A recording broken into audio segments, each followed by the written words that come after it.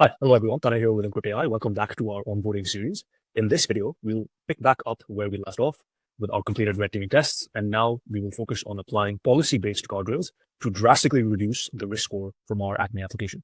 So just to quickly recap, we added a custom Acme chatbot policy, and this was a natural language document that governs the behavior of your AI application.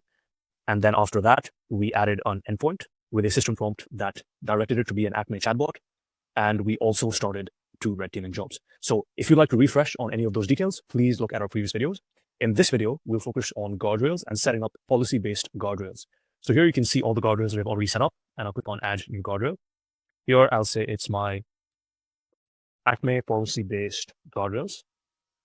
And for our guardrails, I think it's best to start out with injection attacks and policy violations. And from the dropdown, you can select the Acme chatbot policy and then turn on explanations as well.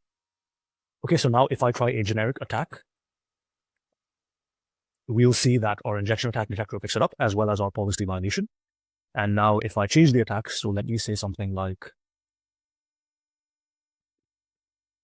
how about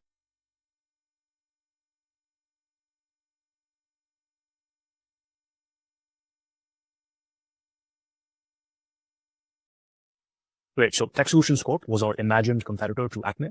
And even if it's not an injection attack, we do have that in our policy, right? And that's why we have blocked it as a policy violation. Great. So you can see how flexible and how targeted our policy-based guardrails can be.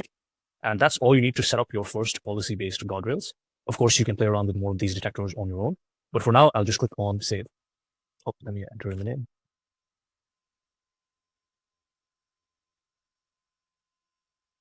Great. So now we have the Acme policy-based guardrails ready to be applied.